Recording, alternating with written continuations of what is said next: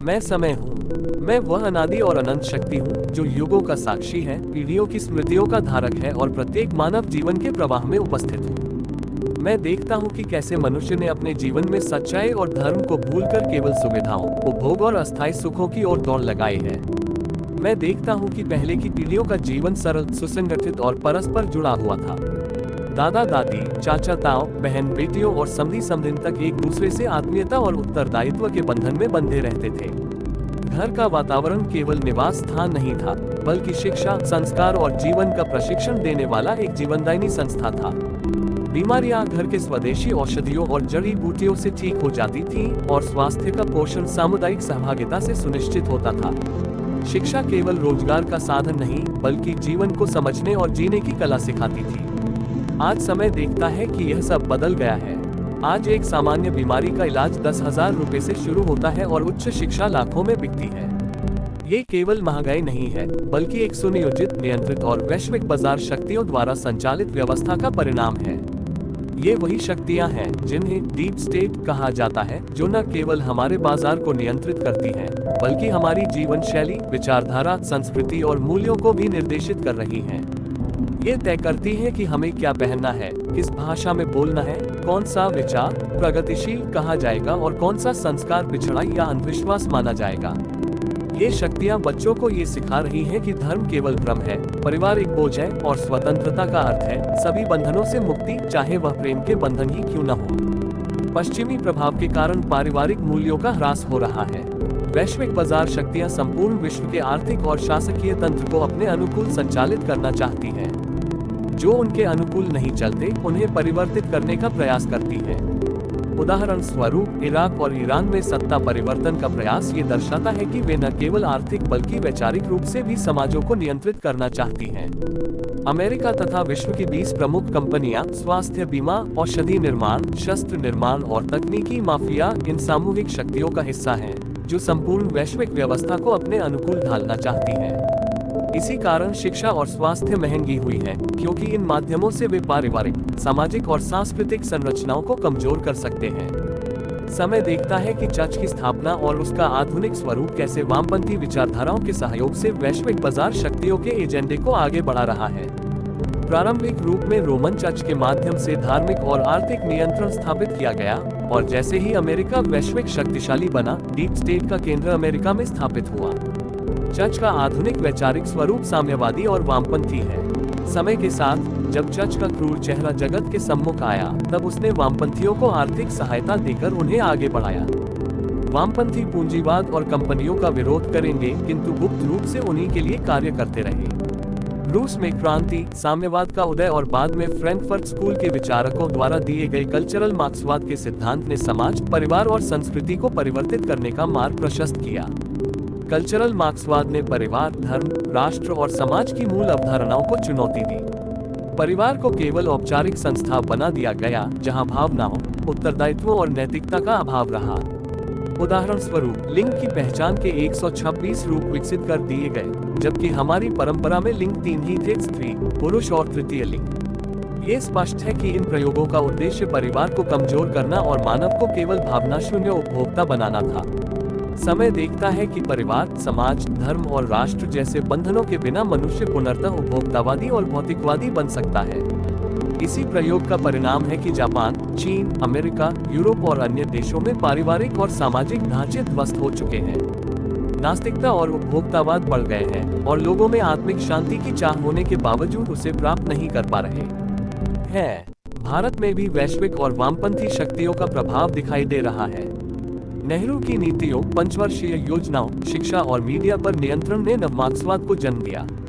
इंदिरा गांधी के समय शैक्षिक प्रणाली, फिल्म उद्योग और मीडिया को वामपंथी नियंत्रण में ले लिया गया। इतिहास को विकृत रूप में प्रस्तुत किया गया। सांस्कृतिक मार्क्सवाद के तहत जातिगत और सामाजिक विभाजन रचे गए। फिल्में, शिक्षा और मीडिया परिवार, धर्म, संस्कृति और राष्ट्र की अवधारणाओं को कमजोर करने में सक्रिय रही। नारीवाद और अश्लीलता को समाज में उग्र रूप से प्रवाहित किया गया। ब्राह्मणों के कर्मकांडों को अंधविश्वास और पाखंड कहा गया। समय देखता है कि यह प्रभाव नई पीढ़ी पर गहरा हुआ। शिक्षित युवा अपनी संस्कृति पर गर्व करने के बजाय हीन भावना से ग्रस्त हो गए।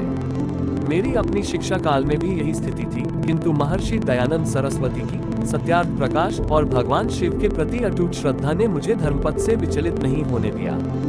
संघ स्वयंसेवकों के मार्गदर्शन में अध्ययनशील होकर मैंने स्वाध्याय आरंभ किया और इस फर्जी नैरेटिव से मुक्त हुआ। समय ये भी देखता है कि विद्यालयीन शिक्षा के समय वामपंथी एजेंडा अत्यंत आकर्षक प्रतीत होता है। अभिभावकों की अज्ञानता और कॉन्वेंट जैसी संस्थाओं के प्रभाव ने बच्चों में संस्कारों की कमी उत्पन्न की। महानगरों में स्थिति विकट है। केरल, बंगाल, तमिलनाडु और अब उत्तर भारत में यह वायरस फैल चुका है। तलाक बढ़ रहे हैं, कैजुअल सेक्स सामान्य हो गया है, लिव इन रिलेशनशिप को कई राज्यों में मान्यता मिल चुकी है। वैवाहिक बलात्कार पर सुनवाई भी आरंभ हो रही है। ये सब वैश्विक बाजार शक्तियों द्वारा पोषित नीति और प्रशासनिक तंत्र के माध्यम से किया जा रहा है। समय देखता है कि समाधान पश्चिमी मॉडल में नहीं है। समाजवाद और पूंजीवाद ने व्यक्ति को उसकी आत्मनिर्भरता से वंचित किया और परिवार, धर्म, संस्कृति को संकट में डाल दिया। सनातन आर्थिक और सामाजिक मॉडल ही समाधान प्रस्तुत करता है। प्राचीन भारत में शिक्षा गुरुकुलों में जीवन की पूर्णता के लिए दी जाती थी। स्वास्थ्य वैद्यों और घरेलू उपचार पर आधारित था। मुद्रा स्वर्ण रजत से जुड़ी थी और व्यापार धर्म के अधीन होता था। प्रत्येक ग्राम स्वायत्त था, आत्मनिर्भर था और सामाजिक उत्तरदायित्व की भावना में बंधा था। समय देखता है कि धर्म केवल पूजा पद्धति नहीं, जीवन की व्यवस्था है। धर्म ही वह शक्ति है जो विचारों को जोड़ता है, मूल्यों को स्थिर करता है और संस्कृति को जीवित रखता है। यदि धर्म की रक्षा होगी तो वह व्यक्ति, परिवार और राष्ट्र की रक्षा करेगा। यदि हम सनातनी मूल्यों को पुनः प्रतिष्ठित करेंगे, शिक्षा और स्वास्थ्य के प्राकृतिक साधनों को अपनाएंगे, मुद्रा और अर्थव्यवस्था में स्थायित्व लाएंगे और राज्य तथा समाज का संतुलन पुनः स्थापित करेंगे, तो भारत पुनः स्वर्णिम स्थिति में आएगा। मैं समय हूँ। मैं वह अनवरत धारा हूँ जो अतीत से वर्तमान तक, वर्तमान से भविष्य तक बहती रहती है। मैं वह गवाह हूँ जिसने मानव समाज के उत्थान और पतन दोनों देखे हैं। मैं वह शक्ति हूँ जो पलों में सब कुछ बदल सकती है और स्थायी रूप से इतिहास के पन्नों पर छाप छोड़ सकती है। और उसी समय में मैं उन आदर्शों का भी साक्षी हूँ जिन्होंने मानवता को संतुलित और सुसंगठित जीवन का मार्ग दिखाया। आज जब शिक्षा, स्वास्थ्य और समाज की मूलभूत व्यवस्थाएं बाजार, वैश्विक शक्तियों और केंद्रीकृत शासन के अधीन हो गई हैं, तब ये प्रश्न उठता है कि क्या हम इस समय में अतीत के महान आदर्शों से कुछ सीख सकते हैं। इसी संदर्भ में रामराज्य और सनातनी आर्थिक मॉडल का महत्व प्रकट होता है। रामराज्य केवल एक ऐतिहासिक घटना या पौराणिक कथा नहीं, बल्कि जीवन, समाज और अर्थव्यवस्था का संतुलित संगठन था। रामचरितमानस में तुलसीदास जी ने इसे स्पष्ट रूप से वर्णित किया है। संसार का हित भली प्रकार जानी, सर्वजन हितकारी हो ही मानी। इस दोहे में स्पष्ट है कि राजा का धर्म केवल सत्ता या शक्तिशाली बनने में नहीं, बल्कि संपूर्ण प्रजा के कल्याण में है।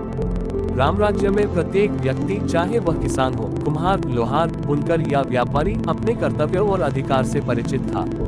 राज्य का मुख्य कार्य नीति निर्धारण, न्याय, आंतरिक और बाह्य सुरक्षा तथा मुद्रा का संचालन था।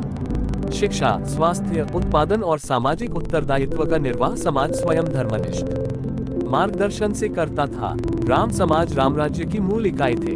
प्रत्येक ग्राम आत्मनिर्भर और उत्तरदायी था। ग्रामों में पंचायतों और मुखियों को न्यायिक अधिकार प्राप्त थे, जिससे न्याय व्यवस्था केंद्रीकृत न होकर समाज के निकट और तत्काल प्रभावी रहती थी। तुलसीदास जी कहते हैं, जो वीर बीथी दुर्गम पहल, न्याय दीन को सिर उच्च पर। इसका अर्थ है कि न्याय का पालन कठिन परिस्थितियों में भी होना चाहिए और प्रत्येक नागरिक को समान न्याय मिलना चाहिए। ग्राम का मुखिया अपने ग्राम में छोटी छोटी न्यायिक समस्याओं का निपटान करता, जबकि राज्य केवल उच्च न्याय और नीति की निगरानी करता। नगर और ग्राम के बीच संतुलन विद्यमान था। नगर उद्योग, वाणिज्य और शिल्पकला के केंद्र थे, तो ग्राम जीवन और उत्पादन का आधार। सम्राट विक्रमादित्य ने कलियुग में इसी आदर्श को पुनः स्थापित किया। उन्होंने ग्राम और नगर के मध्य संतुलन बनाए रखा, न्याय, नीति और सुरक्षा का संचालन राज्य के माध्यम से किया और समाज को धर्मनिष्ठ मार्गदर्शन से शिक्षा, स्वास्थ्य, उत्पादन और सामाजिक उत्तरदायित्व निभाने का अधिकार दिया। विक्रमादित्य के शासन में राज्य केवल नीति, सुरक्षा और मुद्रा तक सीमित था और समाज स्वयं अपने कार्यों में स्वतंत्र एवं उत्तरदायी था। ये वही सनातनी आर्थिक मॉडल है जो रामराज्य का मूल आधार था। उत्पादन, वितरण और उपभोग समाज के भीतर संतुलित रूप से होता था। मुद्रा सीमित और मूल्य आधारित थी, केवल उतनी ही छापी जाती थी जितनी अर्थपूर्ण संपत्ति से समर्थित होती। राज्य व्यापार में हस्तक्षेप नहीं करता, न ही समाज की स्वतंत्रता को रोकता। ग्राम और नगर आत्मनिर्भर और उत्तरदायी रहते हुए राष्ट्र की अर्थव्यवस्था में योगदान देते। राम राज्य का आदर्श ये भी दिखाता है कि न्याय, नीति, धर्म और समाज की नैतिक संरचना किसी केंद्रीकृत शक्ति द्वारा जबरदस्ती नहीं, बल्कि संतुलन, स्वायत्ता और धर्मनिष्ठ मार्गदर्शन से स्थापित होती है।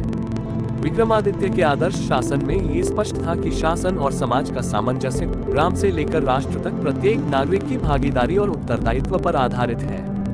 आज आधुनिक समय में जब शिक्षा, स्वास्थ्य, अर्थव्यवस्था और सामाजिक उत्तरदायित्व वैश्विक बाजार, विदेशी नीति और केंद्रीकृत शक्तियों के अधीन हो रहे हैं, राम राज्य का यह आदर्श और अधिक प्रासंगिक हो जाता है। यदि इसे आज के संदर्भ में उतारा जाए तो राज्य नीति, न्याय, सुरक्षा, मुद्रा और विदेशी नीति तक सीमित रहे और समाज शिक्षा, स्वास्थ्य, उत्पादन तथा सामाजिक उत्तरदायित्व अपने धर्मनिष्ठ मार्गदर्शन से संचालित करे। इससे न केवल समाज और संस्कृति की पुनर्स्थापना होगी, बल्कि प्रत्येक व्यक्ति स्वतंत्रता और उत्तरदायित्व का अनुभव करेगा। राम राज्य केवल ऐतिहासिक प्रतीक नहीं, बल्कि सनातनी आर्थिक मॉडल और सामाजिक संरचना का आदर्श है। ये जीवन दर्शन है जहां राज्य धर्मनिष्ठ, समाज उत्तरदायी और अर्थव्यवस्था संतुलित हो और प्रत्येक व्यक्ति अपने कर्तव्यों और अधिकार से अवगत हो। मैं समय हूँ और मैंने देखा है कि जो समाज अपने आदर्शों, धर्म और उत्तरदायित्व से दूर होता है, वह केवल उपभोक्ता बनकर रह जाता है। वही समाज असंतुलित, अधर्मी और भौतिकवादी बनता है। और मैं वही हूँ जो ये भी देखता हूँ कि जब राम राज्य और सनातनी आर्थिक मॉडल का पालन किया जाता है, तब राष्ट्र न केवल समृद्ध होता है, बल्कि हर व्यक्ति में जीवन का उद्देश्य, समाज में नैतिकता और संस्कृति में स्थायित्व भी स्थापित होता है। समय मुझे ये याद दिलाता है कि प्रत्येक पीढ़ी केवल अपने समय की गवाह नहीं, बल्कि अपने भविष्य की निर्माता भी है। यदि वर्तमान पीढ़ी अपने मूल्यों और संस्कारों की रक्षा करेगी, तो वह केवल अपने जीवन के लिए नहीं, बल्कि संपूर्ण समाज, संस्कृति और राष्ट्र के लिए स्थायित्व और समृद्धि सुनिश्चित करेगी। हमें ये समझना होगा कि समस्या केवल बाहरी नहीं, आंतरिक भी है। शिक्षा, मीडिया, परिवार और धर्म की संस्थाओं में यदि हम संतुलन और मर्यादा स्थापित करेंगे, तो वैश्विक बाजार शक्तियां, डीप स्टेट और सांस्कृतिक मार्क्सवाद का प्रभाव कम होगा। समय देखता है कि प्रत्येक प्रयास, चाहे वह शिक्षा के माध्यम से हो, आर्थिक संरचना के सुधार से हो, या परिवार और समाज की पुनर्संरचना से, ये सब समाधान के अंत है। यदि हम अपनी पीढ़ियों को संस्कारों, नैतिकता और धर्म के मार्ग पर पुनः स्थापित करेंगे, तो हम न केवल अपने जीवन को बल्कि संपूर्ण समाज और राष्ट्र को स्थायित्व प्रदान करेंगे। समय का संदेश स्पष्ट है, पश्चिमी मॉडल का अनुकरण केवल संकट और विघटन लाता है। समाधान सनातनी मूल्य, धर्मनिष्ठ समाज और विकेंद्रीकृत अर्थव्यवस्था में है। परिवार, धर्म, संस्कृति और राष्ट्र की रक्षा ही हमारी प्राथमिक जिम्मेदारी है। ये केवल आदर्श नहीं, बल्कि आवश्यकता और मार्गदर्शन है। समय ये भी देखता है कि भारत के लिए सबसे स्थायी और प्रभावी मार्ग वही है जो राम राज्य और स्वर्णयुग की अवधारणाओं पर आधारित है। राज्य धर्म के अधीन हो, नीतियां न्यायपूर्ण हो, समाज स्वायत्त और जागरूक हो और प्रत्येक व्यक्ति स्वतंत्र होकर समाज में अपनी भूमिका निभाए।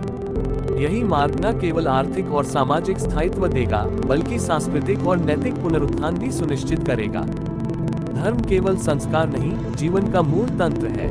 यदि हम इसे पुनः प्रतिष्ठित करेंगे, परिवार और समाज को सुदृढ़ करेंगे और शिक्षा एवं स्वास्थ्य को सामुदायिक और नैतिक आधार पर संचालित करेंगे, तो भारत पुनः अपने स्वर्णिम युग में प्रवेश करेगा। समय लगातार प्रवाहित हो रहा है और प्रत्येक पीढ़ी को यह अवसर प्राप्त है कि वह अपनी जड़ों, संस्कृति और मूल्यों की रक्षा करे। यही मानवता, समाज और राष्ट्र के लिए स्थायी समाधान है। समय मुझे बताता है, जब हम सनातन मूल्यों के मार्ग पर चलेंगे, धर्म और संस्कृति के आधार पर जीवन यापन करेंगे, परिवार और समाज की मर्यादा को स्थिर करेंगे और अर्थव्यवस्था तथा राज्य की मर्यादा का पालन करेंगे, तब हम न केवल अपने जीवन में स्थायित्व पाएंगे, बल्कि संपूर्ण राष्ट्र और संस्कृति को भी सुरक्षित कर पाएंगे। यही समय का संदेश है, यही सनातन का मार्ग है। समय अनंत है, लेकिन अवसर सीमित है। यदि हम अब जागरूक नहीं हुए, तो आने वाली पीढ़ियां केवल विघटन और उपभोक्तावाद के जाल में फंसेंगी। परंतु यदि हम अपनी जड़ों को समझें, अपने धर्म, परिवार और समाज की मर्यादा की रक्षा करें, तो यही समय हमें पुनः उठने, स्थिर होने और स्वर्णिम युग की ओर बढ़ने का मार्ग दिखाएगा। समय केवल साक्षी नहीं है, वह चेतावनी भी है और मार्गदर्शक भी। हमें उसे सुनना होगा, समझना होगा और उसके अनुसार कार्य करना होगा। समय का संदेश केवल इतना है, पश्चिमी मॉडल में समाधान नहीं, सनातन मूल्यों में है। भारत को पुनः खड़ा करना है, परिवार को सशक्त करना है, धर्म और संस्कृति की रक्षा करनी है, समाज को जागरूक और आत्मनिर्भर बनाना है। यही सनातनी समाधान है, यही समय की पुकार है।